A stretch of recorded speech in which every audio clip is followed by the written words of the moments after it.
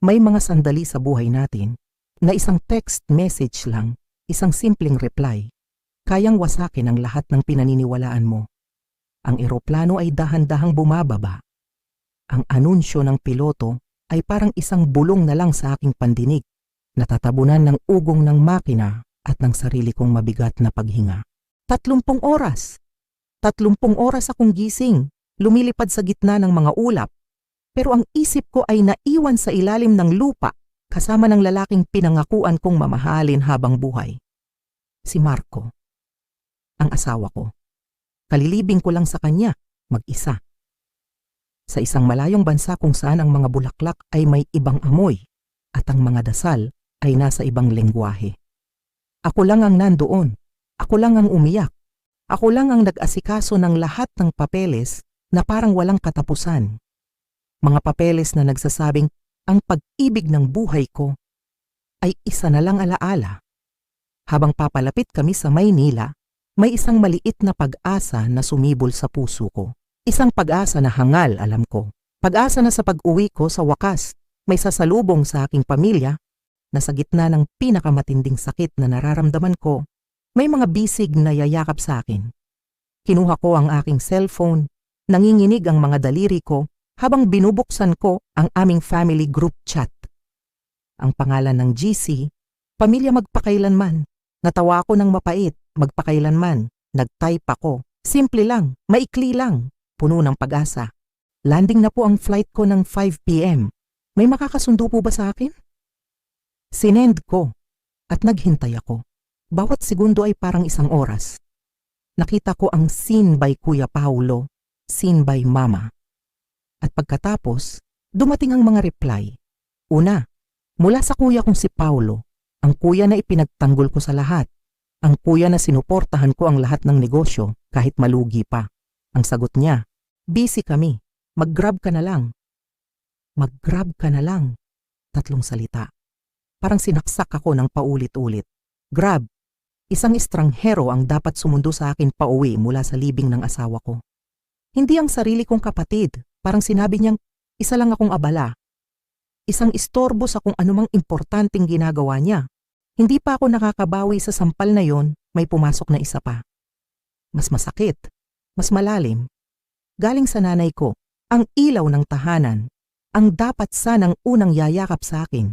Ang sabi niya, bakit kasi hindi ka nagplano ng mas maaga? Iyon ang pumatay sa lahat ng natitirang pag-asa sa loob ko. Bakit hindi ako nagplano? Paulit-ulit na umalingaw-ngaw sa isip ko ang tanong na yon. Hindi ako nagplano? Hindi ko plinano na atakihin sa puso ang asawa ko sa Singapore. Hindi ko plinano na mag-isa kong aasikasuhin ang funeral arrangements sa ibang bansa. Hindi ko plinano na gugulin ang lahat ng ipon namin para lang maiuwi ang mga gamit niya. Hindi ko plinano na maglakbay ng 30 oras na wasak ang puso at pagkatao ko. Ako pa ang may kasalanan. Ako pa ang sinisi. Sa sandaling iyon, habang ang ibang pasahero ay naghahanda na sa paglapag, nag-aayos ng gamit at masayang nag-aabang na makita ang kanilang mga mahal sa buhay. Ako naman ay nakatingin lang sa bintana, pero ang nakikita ko ay ang refleksyon ng katotohanan. Ayan. Habang binabasa ko ang mga mensahe nila, halos marinig ko sila. Halos makita ko ang eksena. Nai-imagine ko si Kuya Paulo, nakatayo sa harap ng salamin, inaayos ang kanyang mamahaling necktie. Siguro ay naghahanda siya para sa isang business dino kasama ang mga kliyente. Siguro habang tinatype niya ang mag-grab ka na lang, bahagya pa siyang nainis. Isang abala sa kanyang pag-asenso. Isang maliit na problema na kailangan niyang i-dismiss para makapag-focus sa mas importanteng bagay. Pera at tagumpay. Siguro, para sa kanya panalo na siya sa buhay. At ako, isa lang akong talunan na kapatid na umuwing byuda at walang pera. At si Mama? Siguradong abala siya sa paghahanda para sa kanyang lingguhang mahjong session kasama ang kanyang mga amiga. Mas importante ang pagpapakitang tao. Mas mahalaga na mapanatili ang imahe ng isang masaya at perpektong pamilya. Ang pagsundo sa kanyang anak na nagluluksa mula sa airport, isa lamang iyong maliit na detalye na sisira sa kanyang schedule. Mas gugustuhin niyang pag-usapan ang bagong alahas ng kanyang kaibigan kaysa pakinggan ang pagtangis ng sarili niyang anak. Sa mundo niya, panalo siya kapag bukang bibig siya ng alta sosyedad. Ang problema ko lang yun.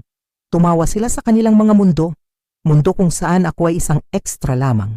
Isang karakter na lumalabas lang kapag kailangan at madaling itapon kapag nagiging pabigat. At ako? Dito sa loob ng eroplano, imbes na umiyak, ngumiti ako. Isang maliit, halos hindi mahahalata at mapait na ngiti. Ang ngiti ng isang taong sa wakas ay nagising mula sa isang mahabang pagkakatulog. Ang ngiti ng isang taong natalo sa laban pero nanalo sa pagkatuklas ng katotohanan. Dahan-dahan kong isinara ang group chat. In-off ko ang screen ng cellphone ko, tumingin ako ulit sa labas. Palubog na ang araw sa Manila Bay, kulay kahel at dugo. Maganda pero malungkot. Ako si Angela, 35 taong gulang. Sa loob ng 35 taon, ako ang laging nag-a-adjust. Ako ang laging umuunawa. Nung bata pa kami, kapag nag-aaway kami ni Kuya Paulo, ako ang laging pinagsasabihan ni Mama na magbigay. Ikaw ang babae, ikaw ang umintindi. Nung college, ako ang nag-part-time job para hindi na sila masyadong gumastos habang si Kuya ay binibigyan ng malaking allowance para sa kanyang luho. Nung ikinasal ako kay Marco, sinabi nila na masyado raw simple ang handaan na nakakahiya sa mga bisita nila. Pero tiniis ko, ngumiti lang ako. Dahil pamilya sila, dahil mahal ko sila, o baka dahil iyon ang inakala kong pagmamahal, binuhos ko ang buhay ko para sa kanila. Sa bawat Pasko, ako ang nag-oorganisa ng Noche Buena. Sa bawat birthday, ako ang nauunang bumati at magbigay ng regalo. Sa bawat problema nila, ako ang unang takbuhan. Utang na loob, iyon ang palagi nilang sinasabi. Na dapat tumanaw ako ng utang na loob. Pero ngayon, habang papalapag ang eroplano, tinanong ko ang sarili ko. Sino ba talaga ang may utang kanino? Ang maliit na ngiti sa labi ko ay nanatili. Ang piloto ay nag-anunsyo na. Cabin crew, prepare for landing. Naghanda na rin ako, naghahanda ako sa paglapag sa isang bagong katotohanan. Ang reply nila, iyon ang resibo. Ang resibo ng lahat ng taon na tiniis ko. Ang resibo ng lahat ng sakripisyo ko na binaliwala lang nila. At heto ang plot twist. Heto ang hindi nila alam. Hindi nila alam na ang babaeng bababa sa eroplanong ito ay hindi na ang parehong Angela na umalis. Hindi nila alam na ang, sige, okay lang po na sinabi ko, ay hindi isang pagsuko. Ito ay isang deklarasyon. Hindi nila alam na sa mensahe nilang iyon, hindi lang ako ang tinalikuran nila. Pinutol na rin nila ang huling hibla ng koneksyon na nag-uugnay sa akin sa kanila. Pinalaya na nila ako. At sa kalayaang iyon, may isang bagay akong natuklasan. Ang isang tao na nawalan na ng lahat ay wala nang ikakatakot na mawala pa. Kung naranasan mo nang maramdaman na para kang isang estranghero sa sarili mong tahanan, kung naranasan mo nang magbigay hanggang sa wala nang natira para sa sarili mo, paki-like at share ng video na ito at kwentuhan mo ako sa comments sa ibaba. Saan kayo nanonood? Kumusta kayo, mga kabayan? Gusto kong marinig ang mga kwento ninyo. Dahil minsan, ang pamilya ay hindi laging nasa dugo. Minsan, matatagpuan natin ito sa mga taong nakikinig sa ating mga kwento. Habang nakaupo ako sa eroplano, na tila ba isang bilanggo sa gitna ng kalangitan, ang mga mensahe ng aking pamilya ay naging isang susi. Isang susi na hindi nagbukas ng pinto patungo sa pag-unawa, kundi nagbukas ng isang baul ng mga alaala. Mga alaalang matagal ko nang sinubukang ibaon at kalimutan. Ang bawat salita sa kanilang text, ang busy kami, ang mag-grab ka na lang, ang bakit hindi ka nagplano, ay hindi lang mga salita. Sila ay mga alingaw-ngaw ng bawat pagkakataon sa buhay ko na naramdaman kong ako ay pangalawa lamang, isang abala, isang bagay na kailangang isantabi para sa mas mahahalagang bagay. Naalala ko noong 8 taong gulang ako. Puno ako ng galos at sugat matapos mahulog sa puno ng mangga sa aming bakuran. Nabali ang braso ko. Ang sakit ay parang kumakagat sa aking buto at ang mga luha ko ay walang tigil sa pag-agos.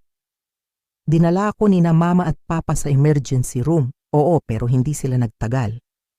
Iniwan nila ako sa isang kapitbahay na naghihintay sa ospital habang isinugod nila si Kuya Paolo sa kanyang championship soccer game. Hindi niya pwedeng palampasin to, paliwanag ni mama, na may halong pagkataranta sa kanyang boses. Ang buong team umaasa sa kanya. At ako, ang anak nilang may bali ang braso, kaya ko na raw mag-isa. 8 taong gulang pa lang, natutunan ko ng mas mahalaga ang tropeyo ng kapatid ko kaysa sa sakit na nararamdaman ko. Ang alaala ay lumipat sa aking high school graduation. Valedictorian ako, ang pinakamataas na karangalan. Habang nagbibigay ako ng talumpati sa entablado, nakita ko sila sa audience. Nandoon sila, pero wala ang kanilang atensyon. Pagkatapos ng speech ko, habang ang iba ay nagpapalakpakan, sila ay tumayo na at umalis. Kailangan daw nilang ihatid si Kuya sa isa na namang laro ng basketball. Ni hindi nila ako hinintay para batiin o yakapin. Ang medalya ko ay malamig sa aking leeg, kasing lamig ng kanilang pagtrato. Pati ang kasal ko, ang araw na dapat ay pinakamasaya sa buhay ko, ay nabahiran ng kanilang pagwawalang bahala. Dumating sila ng huli sa seremonya. Habang naglalakad ako patungo sa altar, ang narinig ko lang kay mama ay mga reklamo. Hindi praktikal ang bestida mo, Angela, bulong niya. Masyadong mahaba ang buntot. Si Papa naman ay nagrereklamo sa gastos ng reception kahit na kami naman ni Marco ang nagbayad para sa lahat. At si Kuya Paolo? Dumating siya 1 oras na huli kasama ang isang babaeng hindi namin kilala. Sa buong buhay ko, ako ang nagbigay daan. Ako ang gumawa ng dahilan para sa kanila. Ganyan lang talaga sila magpakita ng pagmamahal, sabi ko sa sarili ko. May iba't ibang paraan lang. Ngunit ngayon, libu-libong talampakan sa ere, habang daladala ko ang abo ng aking asawa sa aking puso, sa wakas ay naunawaan ko na. Hindi ito ibang paraan ng pagmamahal. Ito ay kawalan nito. Ang pagtanggi nilang sunduin ako ay hindi isang maliit na pagkakamali. Ito ang huling patak. Ang huling alingaw-ngaw na nagsabi sa akin na ang balon na pinagkukunan ko ng pagmamahal ay matagal ng tuyo. Paglapag ng eroplano sa Naya, para akong isang kaluluwang naliligaw. Ang ingay at gulo ng airport ay tila isang malaking alon na gustong lunurin ang natitira kong lakas. Ang bawat anunsyo sa PA system ay parang isang sigaw sa aking tainga. Ang bawat tawa ng mga pamilyang nagkikita ay parang isang insulto sa aking pag-iisa. Nakuha ko ang aking mga bagahe, 3 maleta na naglalaman ng mga labi ng buhay na binuo namin ni Marco. Ang isa ay puno ng mga damit ko, at ang 2 ay para sa kanya. Ang paborito niyang sweater, ang leather journal na regalo ko sa kanya noong Pasko, mga photo album, at ang tasa ng kape na ginagamit niya tuwing umaga. Bawat gamit ay isang piraso ng aming buhay, at ngayon, ang bigat nito ay hindi lang pisikal, kundi emosyonal. Habang hirap na hirap akong itulak ang cart palabas, sumabit ang isang gulong. Bumagsak ang maletang nasa ibabaw at bumukas ito. Kumalat ang mga damit ni Marco sa makintab na sahig ng airport. Ang kanyang asul na sweater, ang paborito niyang running shoes, ang kurbatang isinusuot niya sa mga espese na okasyon. Bawat piraso ay isang kutsilyo sa aking puso. Napaluhod ako, nanginginig, habang pinupulot ang mga ito. Ang mga tao ay dumadaan, ang iba ay tumitingin, pero parang nasa ibang mundo ako. Ang mga luha ko ay bumuhos na parang ulan, hindi ko na mapigilan. Doon sa gitna ng abalang paliparan, naramdaman ko ang sukdulan ng aking pag-iisa. At sa sandaling iyon, may isang boses na nagsalita. Tulungan ko na po kayo, ma'am. Isang babae na may uniforme ng airport ang lumuhod sa tabi ko. Ang name tag niya ay Gloria. Mayroon siyang mga mata na puno ng pag-unawa. Hindi siya nagtanong ng marami. Tinulungan niya lang akong ipasok muli ang mga damit sa maleta. Okay lang po ba kayo? Tanong niya. Ang simpleng tanong na yon, ang tanong na hindi man lang tinanong ng sarili kong pamilya, ang nagpabagsak sa akin. Namatay po ang asawa ko, bulong ko, halos hindi marinig. Kalilibing ko lang sa kanya. Nakita ko ang awa sa kanyang mga mata. Totoong awa, hindi paghuhusga, Sinamahan niya ako hanggang sa sakayan ng Grab. Tinulungan niya akong isakay ang mga bagahe. Bago ako sumakay, hinawakan niya ang kamay ko. "Mag-ingat po kayo," sabi niya. Iyon na, isang simpleng gesture mula sa isang estranghero, pero para sa akin, iyon ang pinakamatamis na pakikiramay na natanggap ko. Ang biyahe sa Grab ay nagkakahalaga ng 4,000 at 500 piso dahil sa rush hour. Ang driver, si Kuya Ray, ay sinubukang makipag-usap, pero naramdaman niya siguro ang bigat sa aking kalooban, kaya nanahimik na lang siya at nagpatugtog ng malumanay na musika. Pagdating sa aming bahay, ang lahat ay mukhang pareho, ngunit iba. Alam kong sa pagbukas ko ng pinto, wala na ang yakap ni Marco na sasalubong sa akin. Tinulungan ako ni Kuya Ray na ibaba ang mga gamit. "Sigurado po kayong okay lang kayo, ma'am?" tanong niya. Tumango lang ako at nagpasalamat. Pag-alis niya, naiwan akong mag-isa sa harap ng pinto. Hawak ang mga susi ng isang bahay na puno ng alaala, pero ngayon ay walang nang buhay. Pagbukas ko ng pinto, isang malamig at madilim na katahimikan ang sumalubong sa akin. Ang hangin sa loob ay mabigat at luma.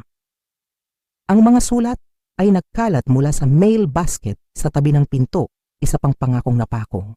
Ang ref ay walang laman kundi mga expired na sausawan at isang Tupperware na may amag na. Ipinangako ng kuya ko na mag-grocery siya. Isa na namang kasinungalingan. Sa sobrang pagod, hindi ko na ininda ang gutom. Dumiretso ako sa taas sa aming kwarto, ngunit hindi ko kayang humiga sa kama namin. Masyadong masakit. Masyadong sariwa ang mga alaala ni Marco doon. Kaya naupo ako sa armchair sa tabi ng bintana, suot pa rin ang aking jacket at doon ako nakatulog. Nagising ako sa isang kakaibang tunog na parang may kumukulo mula sa baba. Nang bumaba ako at buksan ang ilaw sa kusina, isang nakakakilabot na tanawin ang bumungad sa akin. Tubig. Tubig na bumubuhos mula sa isang malaking bitak sa kisame. Umaagos ito sa mga pader, bumabaha sa sahig na gawa sa tiles. Malamig ang tubig kasing lamig ng yelo. Lumusong ako sa tubig na hanggang sakong para marating ang main water shut-off valve. Sa wakas, pagkatapos ng ilang pagsubok, huminto ang agos. Pero huli na ang lahat. Ang sahig na kahoy sa dining room ay umalsa at nasira na. Ang drywall sa kusina ay malapit ng bumigay at may mga tubig na tumutulo mula sa mga ilaw na nagdudulot ng panganib sa kuryente. Siguradong pumutok ang tubo dahil sa lamig na dala ng bagyo. Kung may nag-check lang sana sa bahay, kung binuksan lang nila ang heater tulad ng ipinangako nila. Tumawag ako ng emergency plumber. Ang sagot nila, "Puno na po kami, baka sa Martes pa." Martes, ilang araw pa yon. Tinawagan ko si Kuya Paolo, desperada na. "Paolo, binabaha ang bahay," sabi ko, "walang emosyon, pumutok ang tubo." "Nako, ang hassle naman yan," sagot niya, na parang naiinis pa. "Pwede ba akong makituloy muna sa inyo? Walang kuryente at heater dito." Narinig ko ang katahimikan sa kabilang linya. Actually, hindi magandang timing ngayon, Angela. May bisita kaming kliyente. Importante ito, tumawag ka na lang kina mama. Sinunod ko siya. Tinawagan ko si mama. Ang sagot niya, "Anak, alam mo namang oo sana, pero may mahjong session kami dito bukas. Naghahanda na kami buong araw. Bakit hindi ka na lang mag-hotel?" Hotel, iyon ang solusyon nila. Habang ako ay nakatayo sa gitna ng baha, giniginaw at gutom, ang tanging maiaalok nila ay hotel. Sa huling pag-asa, naisip kong i-check ang electrical panel sa basement. Baka may magawa pa ako. Dahan-dahan akong bumaba sa madulas na hagdanan. Pagdating ko sa basement, hanggang bukong-bukong na rin ang tubig. Gamit ang flashlight ng cellphone ko, tinahak ko ang dilim. Pag-abot ko sa metal na pinto ng panel, bigla akong nadulas sa basang semento. Bumagsak ako. Napahawak ako sa metal na kahon. Isang matalim na kuryente ang biglang gumapang sa aking braso. Isang puwersang hindi ko makita ang naghagis sa akin patalikod. Nauntog ang ulo ko at pagkatapos, kadiliman. Nagkamalay ako sa malamig at basang sahig ng basement. Ang buong katawan ko ay nanginginig ng walang tigil. Ang kanang braso ko ay parang pinupunit sa sakit mula sa kuryente at may mainit na likidong dumadaloy sa gilid ng aking mukha. Dugo. Hirap akong tumayo, paikot-ikot ang paningin ko, at ang bawat bahagi ng katawan ko ay sumisigaw sa sakit. Bawat hakbang paakyat sa hagdan ay isang pakikipaglaban. Pagdating ko sa sala, bumagsak ako sa sofa, hindi na kayang gumalaw pa. Ang lamig ay tumatagos na sa aking mga buto. Alam kong nasa panganib ako, pero wala na akong lakas para humingi ng tulong. Habang papikit na ang aking mga mata, isang matinis na tunog ang bumasag sa katahimikan.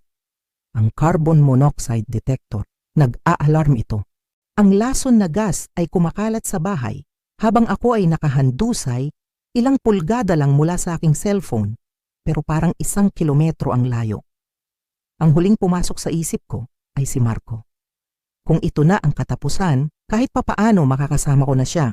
At pagkatapos, nawalan na ako ng malay. Ang sumunod na nalaman ko na lang ay kwento na lang ng iba. Ang kapitbahay ko raw sa tapat, si Dayan, ang nakapansin sa tubig na umaagos mula sa ilalim ng pinto ko. Nag-alala siya at tumawag, pero walang sumasagot. Pagpunta niya sa bahay, narinig niya ang nakakabinging alarma. Tumawag siya agad ng emergency services. Sinira ng mga bumbero ang pinto at natagpuan nila akong walang malay sa sofa. Ang bahay ay delikadong malamig, binabaha at puno ng carbon monoxide. Sabi ng mga paramedic na nagdala sa akin sa ospital, kung natagalan pa raw ng ilang oras, iba na ang magiging resulta. Sa ospital, mabilis kumilos ang mga doktor. Pinainit nila ang katawan ko, binigyan ako ng oxygen, tinahi ang sugat sa ulo ko, at minonitor ang puso ko. Habang nasa kalagitnaan ako ng paggising at pagkawala ng malay, isang nurse na nagngangalang Sara ang malumanay na nagtanong tungkol sa nangyari sa akin. Sa aking pagkahilo, naikwento ko raw ang lahat. Ang pagkamatay ni Marco, ang libing sa Singapore, ang pagtanggi ng pamilya ko, at ang pag-uwi sa isang malamig at sirang bahay. Ang hindi namin alam, may isang reporter pala sa ospital, si Michael Chen, na nagko-cover ng mga balita tungkol sa bagyo. Narinig niya ang kwento ko mula sa isang paramedic. Ang kwento ng isang byuda na kalilibing lang sa asawa at muntik nang mamatay sa sariling bahay dahil sa kapabayaan. Ito ay isang kwentong hindi niya maaaring palampasin. Ininterview niya si Dayan at ang mga paramedic. Isa sa kanila na halatang naapektuhan ang nagkwento tungkol sa text message na nakita niya sa cellphone ko na bukas pa sa aming family group chat. Pagsapit ng gabi, ang kwento ko ay nasa primetime news na. Babaeng biyuda umuwi mula sa libing ng asawa, muntik mamatay sa sariling bahay. Ipinakita sa balita ang bahay ko na may mga emergency vehicle, ang interview sa mga kapitbahay, at ang pinakamasakit sa lahat, ang screenshot ng text conversation namin. Ang simpleng tanong ko, pasundo naman, at ang malalamig na sagot nila. Kumalat ito sa social media na parang apoy. Ang hashtag na ikaw walang anuman ay nagtrending. Ang pribadong sakit at kahihiyang ko ay naging pampublikong usapin na. Ang ingay ng balita ay mas mabilis na nakarating sa kanila kaysa sa tawag ko para humingi ng tulong. Ilang sandali lang matapos ipalabas ang kwento sa TV, bumukas ng malakas ang pinto ng kwarto ko sa ospital. Pumasok si Kuya Paulo, hingal na hingal at putlang-putla ang muka.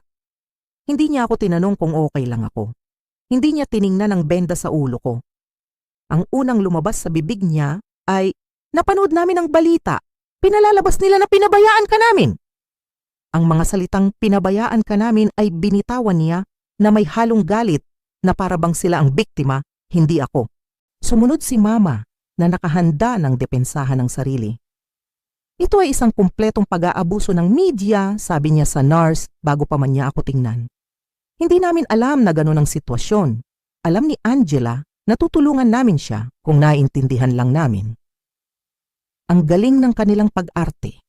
Parang sila ang mga magulang na puno ng pag-alala, ang kapatid na puno ng pagsisisi. Si Papa lang ang tahimik sa isang sulok, hindi makatingin sa akin. Habang papalabas ang nurse, doon lang siya lumapit at nagtanong, "Okay ka na ba, anak?" Ito ang unang tunay na tanong, ngunit huli na ang lahat. Nagsimulang mag-ring ng walang tigil ang cellphone ko.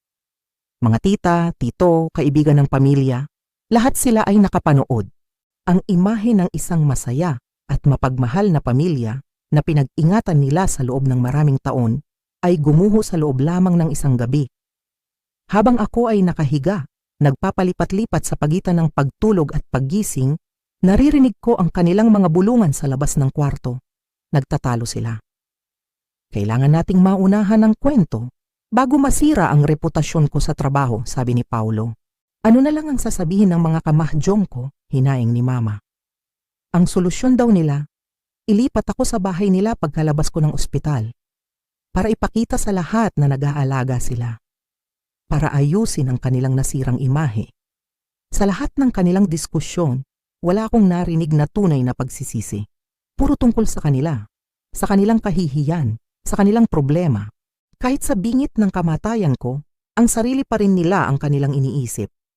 Ang pagdating nila sa ospital ay hindi isang kilos ng pagmamahal. Ito ay isang dula-dulaan. At sa pagkakataong ito, tumanggi na akong maging parte ng kanilang palabas.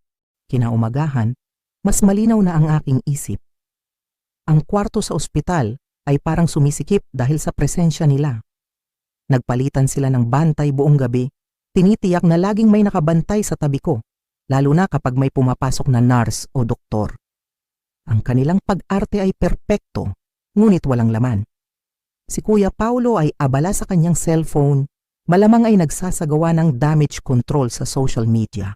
Si Mama naman ay paulit-ulit na inaayos ang mga gamit sa bedside table ko. Nagsasalita tungkol sa kung paano pinalaki lang ng media ang lahat. Pumasok si Dr.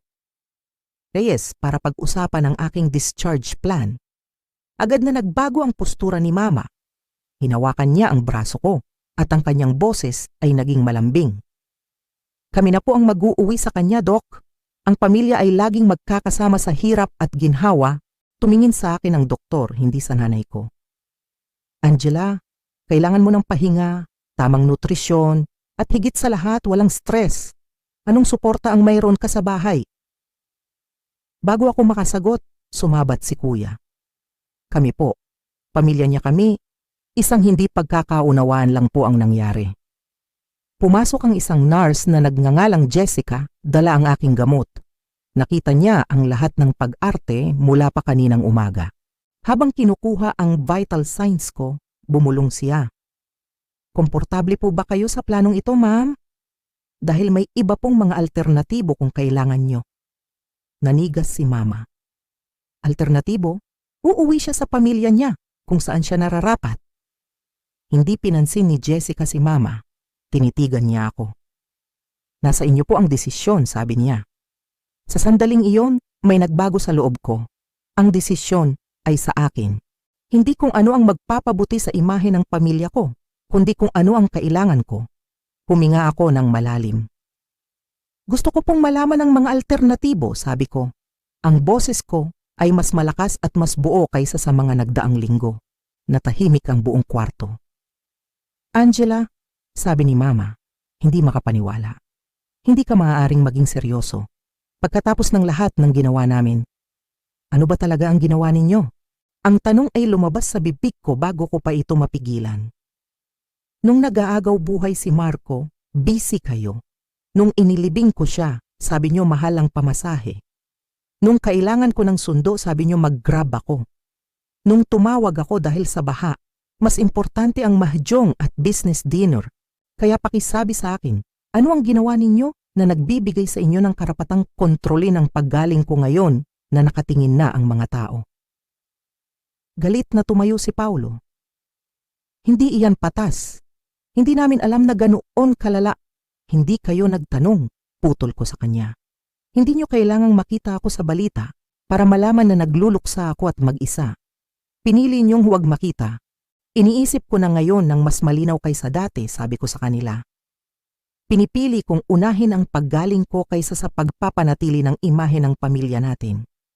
Pinipili kong palibutan ang sarili ko ng tunay na suporta, hindi obligasyon na nagpapanggap na pag-aalaga. Pagkatapos ng aking desisyon, para akong nabunutan ng isang malaking tinik. Ang katahimikan sa kwarto ay binalot ng pagkabigla mula sa aking pamilya. Pumasok ang social worker si Miss Patel na may dalang folder ng impormasyon. Ipinaliwanag niya ang mga tulong na inayos ng komunidad. Isang 2 linggong libreng panunuluyan sa isang hotel habang inaayos ang bahay ko. Mga serbisyo ng meal delivery, transportasyon para sa aking mga medical appointment, at isang koneksyon sa isang grief support group. Marami ring kapitbahay ang nag-alok na tumulong, dagdag niya. Ang pagbuhos ng tulong mula sa mga estranghero ay isang malaking sampal sa harap ng aking pamilya. Habang sila ay nakatayo doon, tulala at hindi makapagsalita, tinanggap ko ang lahat ng alok. Kalokohan ito, sigaw ni Paulo. Mas pinipili mo ang mga taong hindi mo kilala kaysa sa sarili mong dugo.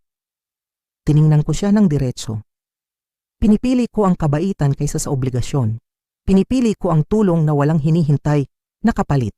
Umalis sila ng walang paalam, puno ng galit at kahihiyan. Pagkaalis nila, lumapit sa akin si Nurse Jessica. Napakalakas ng loob mo, sabi niya. Ang pagtatakda ng boundaries sa pamilya ang isa sa pinakamahirap gawin. Hindi ito parang katapangan ngamin ko. Parang pagsuko ito. Hindi ka sumusuko, pagtatama niya. Binibigyan mo ang sarili mo ng pahintulot na maghilom. Sa mga sumunod na araw, naramdaman ko ang tunay na pag-aalaga. Dinalaw ako ng hotel manager para tiyakin na handa na ang lahat para sa aking pagdating. Ipinakita sa akin ng restoration company ang mga litrato ng paunang pag-aayos sa bahay ko. Bawat pakikipag-usap sa kanila ay nagpapatunay na tama ang desisyon ko. Hindi ito tungkol sa pagtakwil sa pamilya. Ito ay tungkol sa pagtanggap sa tunay na suporta. Pagsapit ng gabi, nasa isang komportabling suite na ako sa Riverview Hotel. Ang kwarto ay mainit, ang kama ay malambot, at ang ref ay puno ng masusustansyang pagkain. Sa ibabaw ng mesa, may isang halaman na may kasamang card mula sa mga staff ng ospital. Sa unang pagkakataon mula nang mamatay si Marco, may naramdaman akong iba bukod sa pighati at pag-abandona. Hindi ito kaligayahan, pero marahil ito ang unang butil ng kapayapaan. Pinili ko ang aking katotohanan. Iginagalang ko ang aking mga pangangailangan. At natuklasan kong may kabaitan sa mundo na higit pa sa makitit na hangganan ng obligasyon ng pamilya. Ang sumunod na 3 buwan ay lumipas sa isang mabagal, ngunit tuloy-tuloy na proseso ng paghilom. Ang aking mga pisikal na sugat ay mas mabilis na gumaling kaysa sa inaasahan. Ang mga sintomas ng concussion ay unti-unting nawala pagkatapos ng ilang linggong pahinga. Ang paso mula sa kuryente sa aking kamay ay nag-iwan na lang ng isang maliit na marka. At ang sugat sa aking ulo ay naging isang manipis na pilat na natatakpan na ng aking buhok. Ngunit ang emosyonal na paghilom, iyon ay isang ibang usapan. Mas mahirap, pero posible rin pala. Sa tulong ng grief support group na nagpupulong tuwing Martes at Huwebes, sinimulan kong harapin hindi lang ang sakit ng pagkawala ni Marco, kundi pati na rin ang komplikadong damdamin ko tungkol sa aking pamilya.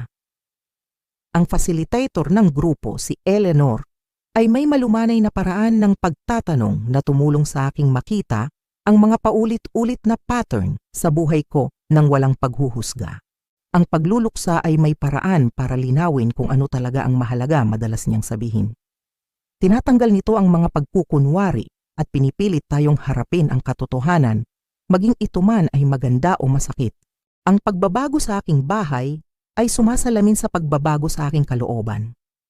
Ang restoration company ay hindi lang inayos ang mga pinsala ng tubig, kundi gumawa rin sila ng mga pagpapabuti.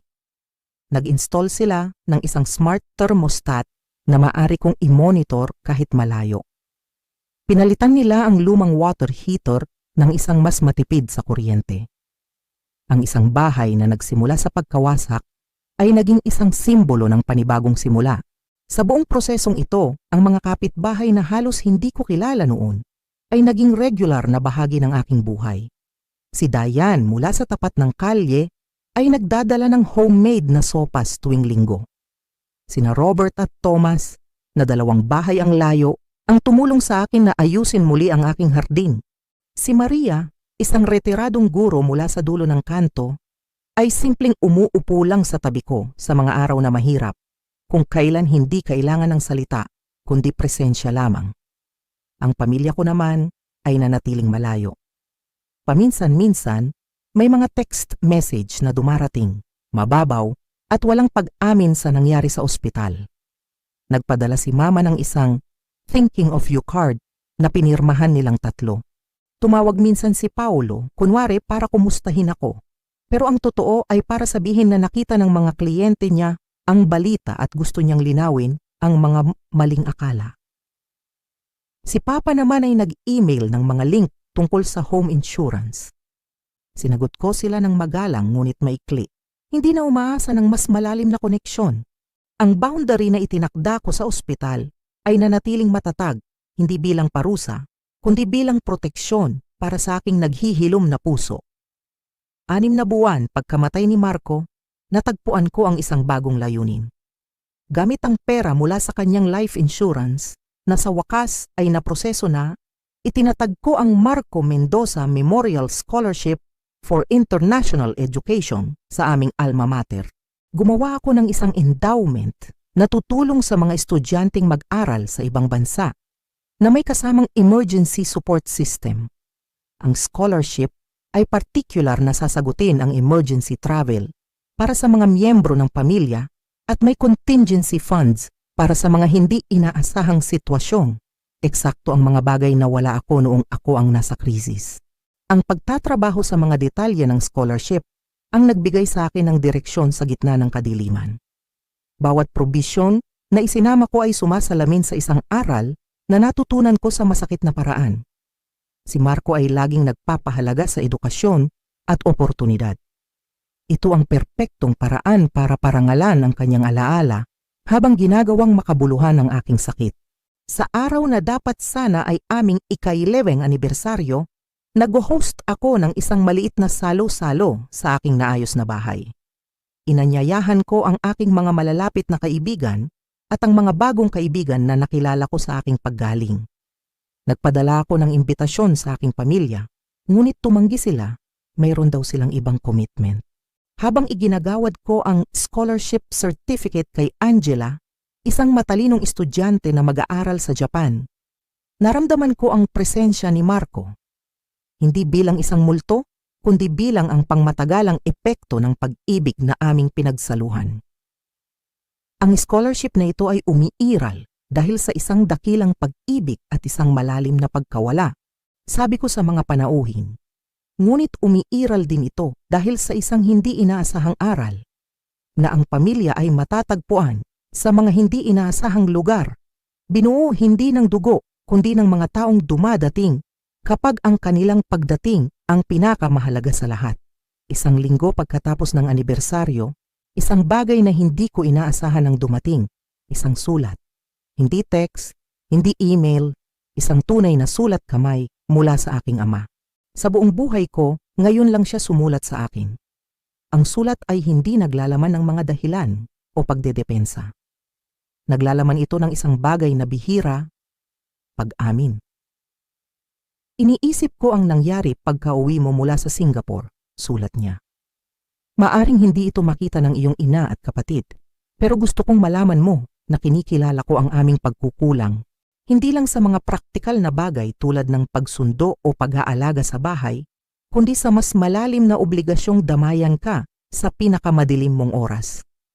Wala akong maibibigay na dahilan, isang huli at hindi sapat na pag-amin lamang. Ang mga salita niya ay tumagos sa akin. Hindi nito binura ang sakit, pero binuksan nito ang isang maliit na siwang para sa posibilidad. Tumagal ng ilang araw bago ako sumagot. Pinag-isipan ko kung ano ba talaga ang gusto ko. Hindi kung ano ang dapat, kundi kung ano ang makabubuti sa akin. Sumulat ako pabalik. Malinaw kong inilatag ang aking mga bagong hangganan. Pumayag akong makipag-lunch sa kanya paminsan-minsan, kaming dalawa lang. Ngunit nilinaw kong ito ay isang pagsubok, hindi isang obligasyon. Hindi pa ako babalik sa mga family gathering. Anumang relasyon na bubuuin namin ay dapat nakabatay sa respeto at tunay na koneksyon, hindi sa pag-arte o obligasyon. Sa aking pagkagulat, pumayag siya ng walang argumento. 1 taon pagkamatay ni Marco, muli akong tumayo sa airport, nag-aabang ng flight pabalik sa Singapore. Habang pinapanood ko ang mga pamilyang masayang nagkikita, May komplikadong emosyon sa aking puso. Mayroon pa ring lungkot para sa pamilyang hindi ko naranasan, pero wala na ang desperadong paghahangad tulad ng dati. Natutunan kong ang pamilya ay maaaring buuin at piliin, na ang suporta ay maaaring magmula sa hindi inaasahang mga tao, na ang mga hangganan ay hindi mga pader, kundi mga filter na nagpapanatili sa kabutihan at naglalayo sa sakit. At higit sa lahat, natutunan kong ang aking halaga ay hindi nakadepende sa kakayahan ng iba na makita ito. Habang sumasakay ako sa eroplano, naisip ko kung gaano kaiba ang biyaheng ito kumpara noong 1 taon. Noon, umuwi akong wasak, desperada sa suportang hindi dumating. Ngayon, dalad ko sa loob ko ang isang komunidad ng pag-aalaga na umiiral kahit nasaan man ako. Ang mga taong dumating nung kailangan ko sila, ang pinakamalaking aral mula sa nakakatakot na pag-uwing iyon ay hindi tungkol sa pagkukulang ng aking pamilya. Ito ay tungkol sa pambihirang kakayahan ng mga tao na tumulong at damayan ng sakit ng isa't isa. Tungkol sa nakapagpapagaling na kapangyarihan ng pagiging tunay na nakikita sa iyong pinakamadilim na sandali. At tungkol sa pamilyang binubuo natin kapag hindi ito maibigay ng pamilyang ating sinilangan. Para sa lahat ng nakakaramdam ng pag-iisa, alalahanin ninyo, hindi kayo nag-iisa. Ang inyong halaga ay nasa loob ninyo. Maging bukas sa mga hindi inaasahang pinagmumulan ng pag-aalaga at koneksyon. Dahil kung minsan, sa gitna ng pagkawala, doon natin matatagpuan ang ating tunay na lakas. At ang ating tunay na pamilya